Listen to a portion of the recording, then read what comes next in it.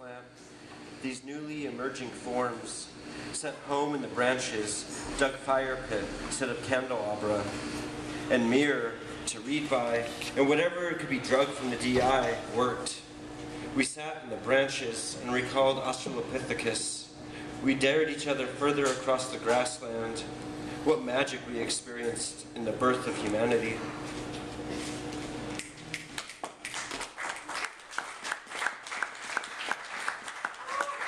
Okay.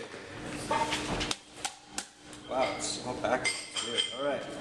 For the opening of the Breadline Open Mic, please give a big welcome to Joe Molinas. And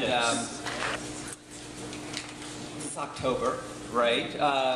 And I was sort of reading recently that Obama was talking about the Occupy Wall Street protests and talking about how the bankers actually were working within the law, but they were working within the law, but they were being immoral and reckless. So there's that whole issue of being within the letter of the law versus the spirit of law. And I thought, well, if it's going to be in the letter of the law, why not put it in blood fonts?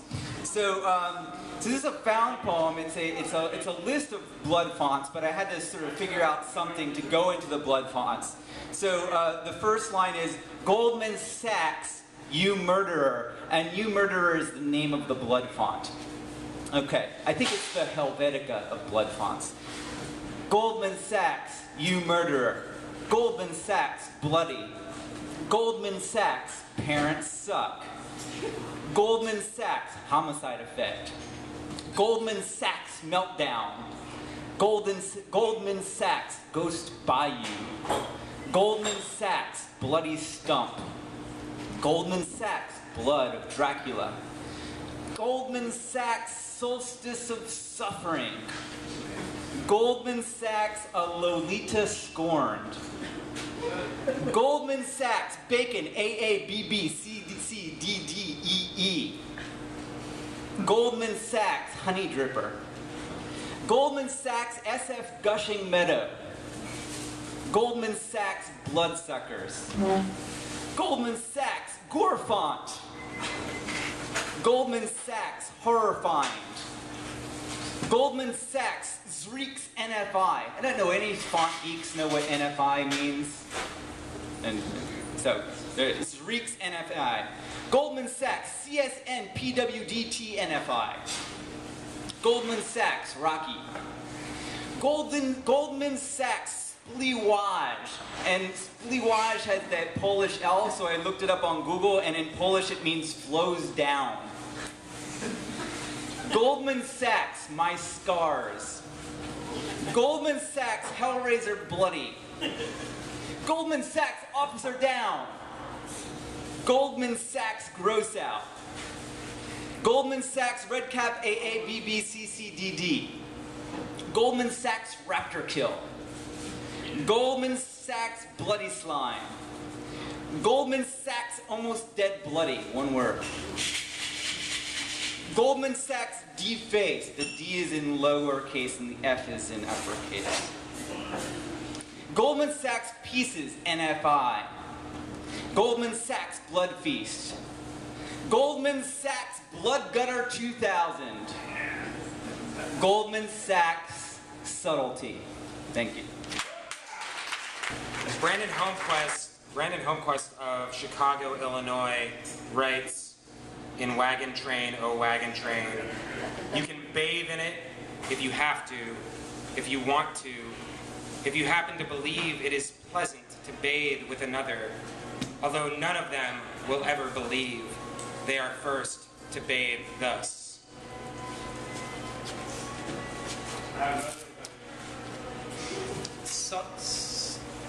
Joe Shivany and Greg Bem. One. I'm not Joe Shivany, but I might as well be. One, the sun starts peeling paint off the sides of even moving cars. 2. Puddles green give every step down a muffled scream. 3. Birds don't fall from the sky because they all die in cracked and blackened eggs. Around each corner there's a buzzing without source or description.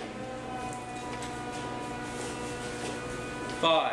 All water, we're from Philadelphia, all water begins to float off the surfaces of the planet 1/4, 1/4 of an inch.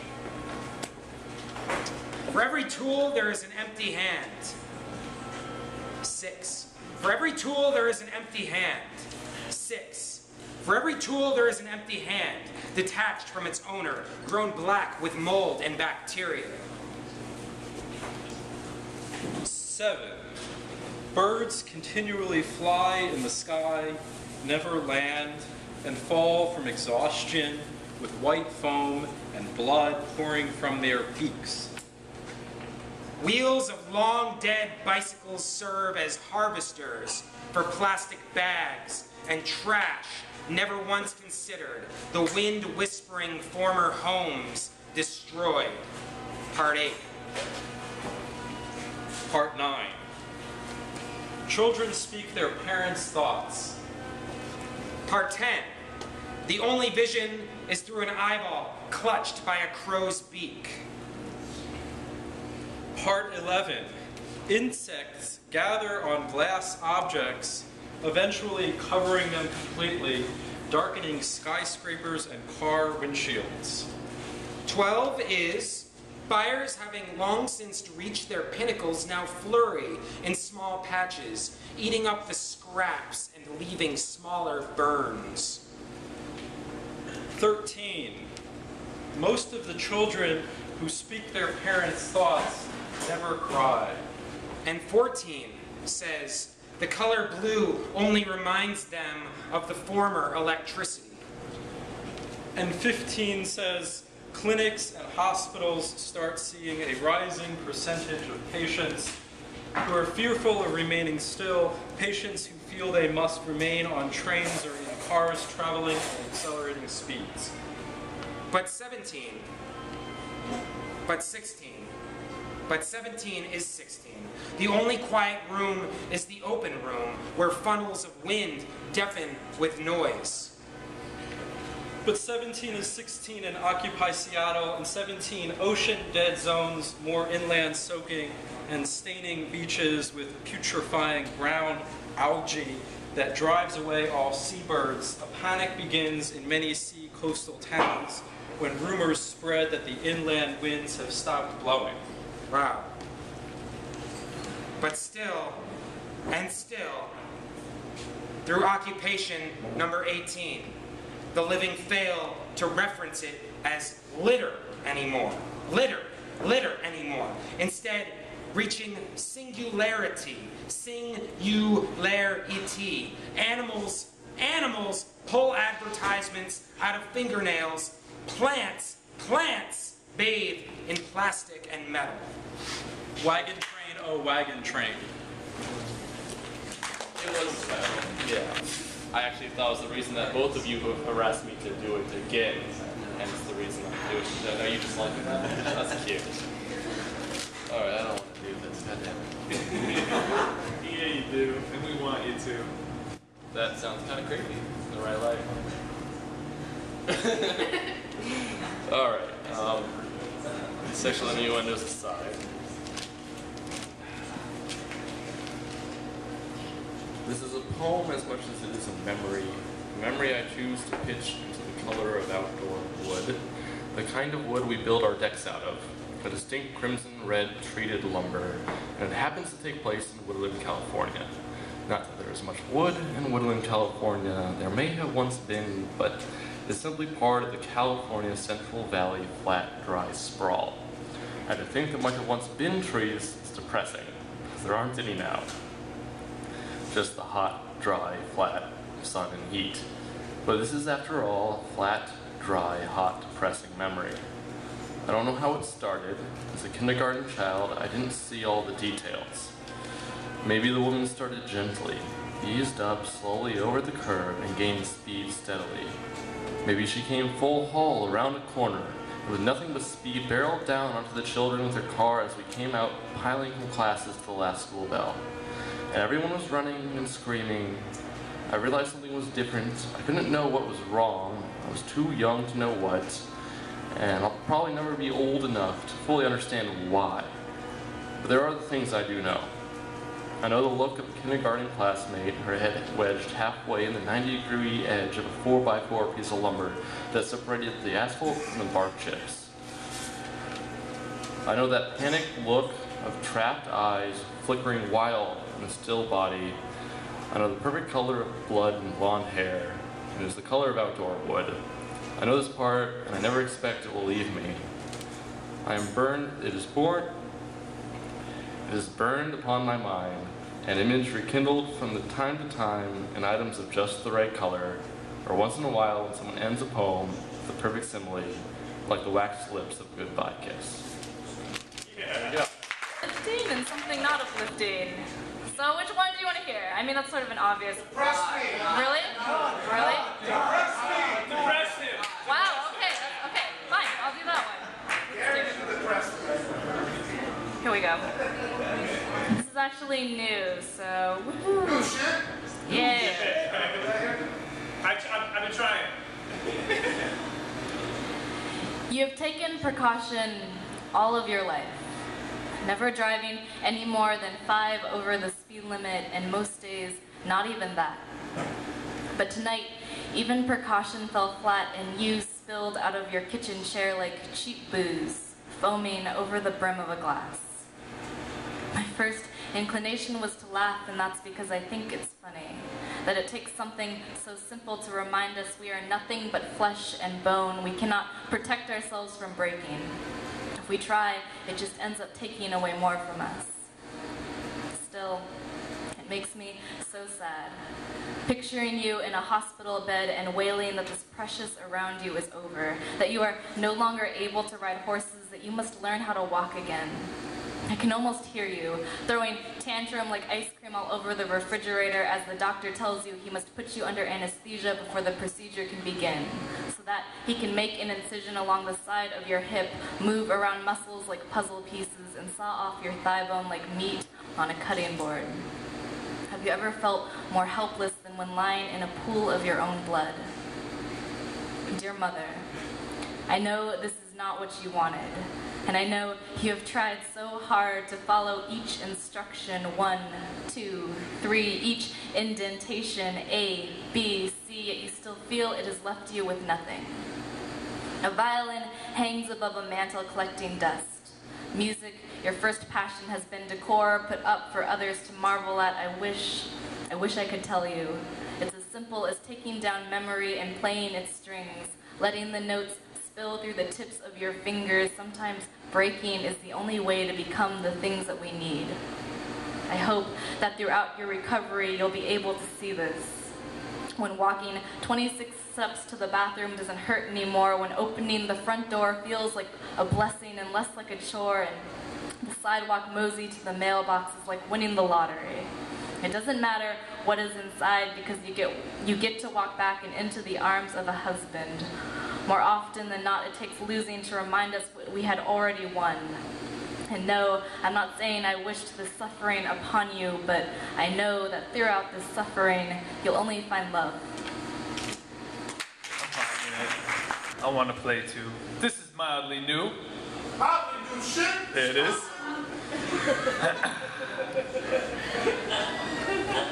Learning how not to always have to win for Clara. At the public house in Portland, the Hefeweizen didn't help our conversation about having conversations. Your new job in a leadership position, the power of using inclusive language to address one's staff. What I liken to the difference between yes we can and I determined it was time to take action. I didn't mean to make you cry about using the word my. Thought the likeness to the president would describe the pride you felt about creating a school whose charted course was but to give. I confess, part of me missed being that great a giver. 3 years ago, you uprooted and gave part of yourself to South Carolina in 2008, a much-needed state. I envisioned you armed with momentum, waging war against Walmart parking lot shoppers about what it meant to let the wind change you. Recently, I've been spread out on couches, resting my back in local campaign offices, walls adorned with district maps and ads for Mac and Jack, checking poll spreadsheets for accuracy in tight county races, waiting to go home for the day. Of course, you knew there'd be no statue of JFK in Ballybunion, it being in South Ireland. But I'd seen Gaddafi in green, knew Madonna was the cone queen, got the second Roger Clemens question right, and was secretly relieved I'd won the game. I'd have been tight if you beat me. You are easy to envy, friend, and being odd only children, we tend toward the competitive.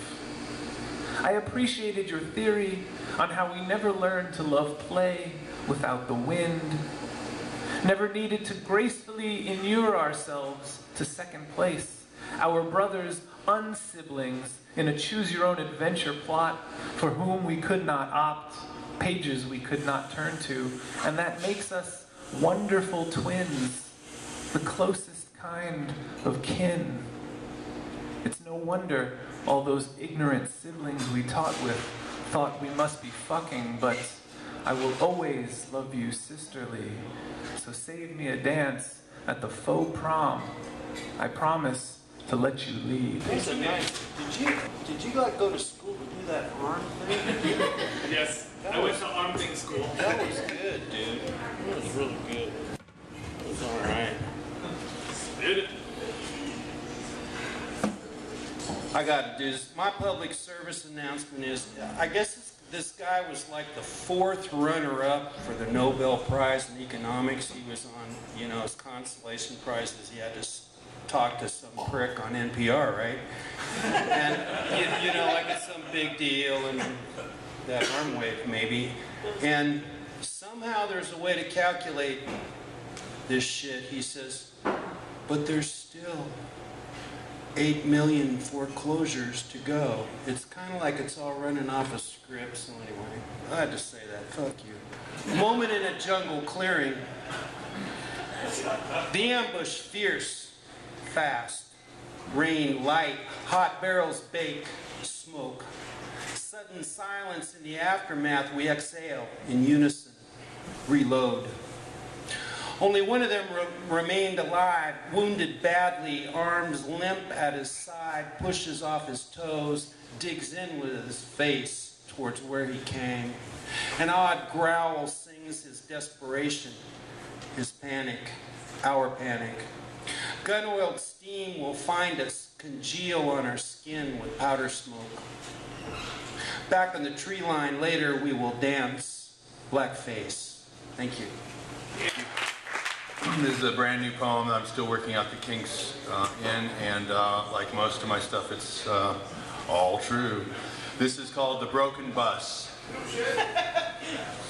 It was the bus ride from hell. First the air conditioning quit, then the bus itself. We were hours late already and crammed full. We sat in the full sun on the side of 101 with temperatures surpassing that of the highway's number. It was like a sauna inside. None of the windows opened, and the driver would not let anyone out. He sat in his seat beside an open door, tantalizing us with just a whiff of air. Everyone was sweating, sticking to the seats, to one another. The bus smelled of stale farts, fresh BO, old food. A French woman behind me complained, "My baby, my boy, he is dying back here." She held up her skinny child as proof. The kid looked like he'd just been dredged up from a crab pot. Hers was not the only voice, just another voice, expressing serious discontent regarding Greyhound breakdown policy. Beside me were a couple gangbangers whose hip-hop seeped out from their ears. They were cursing audibly, joining the chorus of grumbling malcontents, which this French woman's voice trumped. "He's dying, my boy, he's dying. We must get off the bus this instant. I will break the window if you do not let us out." She whacked at the window with an elbow. "Lady," bus driver said, "you in America now. We do things differently here. I gotta wait till we get word from..." Nobody was buying it. Let us out, goddammit, was the overriding sentiment. Even the prim and proper types up front had had enough. The little French kid looked like a cooked lobster. Everyone else was more than overdone. Fuck this shit, man, one of the gangbangers stood up. People all over the bus were popping up like pissed off whack-a-moles. Okay, you can get off the bus, the driver said. But stay to the side, do not wander away. I will not be held responsible if you wander away. No one was standing for any more bus driver bullshit. Rather, everyone was standing and filing past him. The air revived us. Outside, it was maybe only in the 90s with a slight breeze. Besides the highway and the broken down bus was a fence separating us from a country road. We were all off the bus when a station wagon pulled up and stopped, and an old man and woman put down the tailgate and pulled out a big cooler of ice water. They began filling little Dixie cups with water and passing them to us through the fence. We saw you break down a while back and went home and got some water, I heard the man say. Figured there'd be some thirsty people on board. The French woman poured 2 cups into her flushed child's face before drinking one herself. The gangbangers had turned off their music and were eyeing me suspiciously. They were drinking and laughing. Everyone was laughing and drinking the beautiful, cool water. Hey, said one of them finally said, you were that donkey. We saw you in that play, Midsummer Night's Dream. You was the donkey. Yeah, I laughed. That was me. I played bottom. I can't believe you saw our show. Shit, my girl's not gonna believe I was on the bus with the donkey. If that don't beat all. Give us that bray you did. Come on, man, that was cool. Go on, give us that donkey cry. Hee-haw, I cried, then giving it a little more. Hee-haw. Everyone was laughing, even the little French boy, even the worried bus driver standing by his bus. Hee-haw. I'm just getting warmed up, I laughed. And the cool waters and laughter kept coming, and so too eventually did a second bus. Thank you. How's it going, guys? Good? Let's see if we can hear the guitar okay. Can you hear that? Just kind of share. I have a loud voice.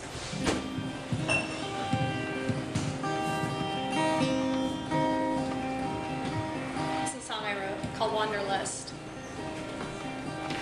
Wanderlust shines bright in your eyes like 1,000 rays.